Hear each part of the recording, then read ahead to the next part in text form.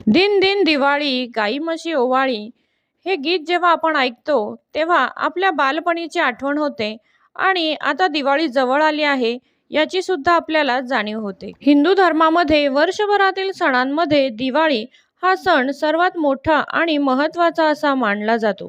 याची सुरुवात होते ती म्हणजे वसुबारसच्या पूजेने. एकादशीच्या दुसऱ्या दिवशी म्हणजेच द्वादशी दिवशी आपल्याला ही गोमातेची पूजा करायची असते. या दिवसाला गोवत्स द्वादशी असेही म्हणतात.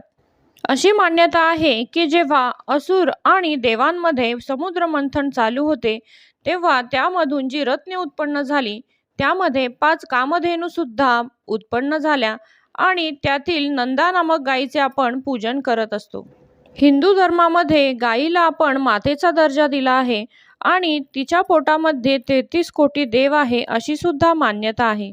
गोमातेप्रती कृतज्ञता व्यक्त करण्यासाठी तिची आपण द्वादशी दिवशी पूजा करत असतो. तर ही पूजा कशी करायची हे आता आपण पाहूया. रेसिपीज आणि बरंच काही आपल्या या यूट्यूब चॅनलमध्ये तुम्हा सर्वांचे खूप खूप स्वागत आहे.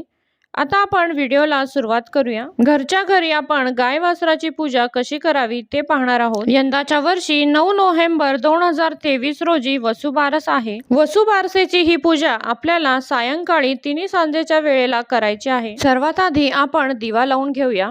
त्यासाठी थोड्याशा अक्षता ठेवून त्याच्यावर मी एक दिवा ठेवला आहे. या दिव्याची आपण हळदी कुंकू अक्षता वाहून पूजा करूया. वसुबारस दिवशी आपल्याला गाईच्या तुपाचा दिवा किंवा गाईचे तूप वापरायचे नाहीये. त्यामुळे आपण देवाला रोज जो तेलाचा दिवा लावतो तोच दिवा लावायचा आहे. माझ्याकडे अशी ही गाय वासराची मूर्ती आहे. ती आता आम्ही एका तामणामध्ये घेतली आहे. तिला आपण पाण्याने अभिषेक घालूया. सर्वात आधी तिच्या पायांवर पाणी घालायचे आहे. तुमच्याकडे जर गायी असतील किंवा आजूबाजूला तुम्हाला जर प्रत्यक्ष गायीची पूजा करणे शक्य असेल तर तुम्ही नक्की गायीची पूजा करा. शहरांमध्ये गाय आपल्याला सहसा दिसत नाही, त्यामुळे गायीची प्रत्यक्ष जाऊन पूजा करणे शक्य होत नाही. त्यामुळे आपण गाय वासराची अशी एखादी मूर्ती आणावी जेणेकरून वसुबारस दिवशी आपल्याला तिची पूजा करता येईल. तसेच घरामध्ये सुद्धा आपल्या गाय वासराची मूर्ती नक्कीच असावी. स्वच्छ कापडाने ही मूर्ती आपण पुसून घ्यायची आहे आणि जिथे पूजा करणार आहोत तिथे थोड्याशा अक्षता ठेवून त्याच्यावर ही मूर्ती ठेवायची आहे. आता आपण भगवान श्रीकृष्णाची सुद्धा पूजा करणार आहोत. त्यासाठी इथे मी 2 विड्याची पाने ठेवली आहेत. भगवान श्रीकृष्णांना गाय अत्यंत प्रिय आहे, त्यामुळे या दिवशी आपण श्रीकृष्णाची सुद्धा पूजा करावी. एका ताम्हणामध्ये मी बाळकृष्णाची मूर्ती घेतली आहे. आता पाण्याने आपण त्या मूर्तीला अभिषेक घालूया. वसुबारस दिवशी आपण फक्त पाण्यानेच अभिषेक करावा. दूध, दही, तूप असे पदार्थ अभिषेकासाठी वापरू नये.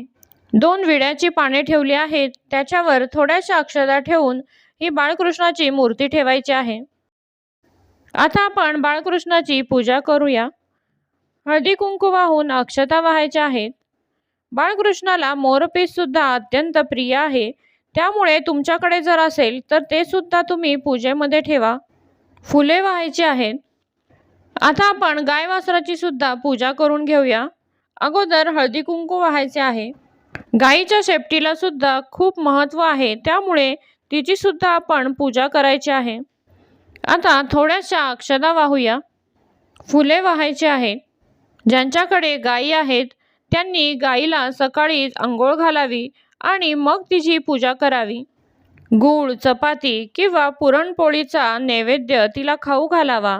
तसेच बाजरीची भाकरी आणि गवारीची भाजी सुद्धा काही ठिकाणी खाऊ घालतात.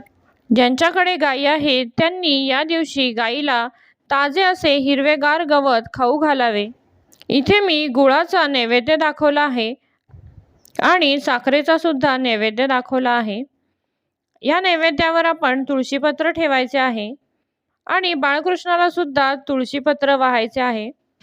काही भागांमध्ये या दिवशी गायीची दृष्ट सुद्धा काढली जाते.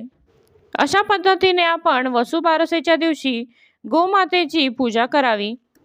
आपल्या मुलाबाळांच्या चांगल्या आरोग्यासाठी, कल्याणासाठी आईने ही पूजा नक्की करावी.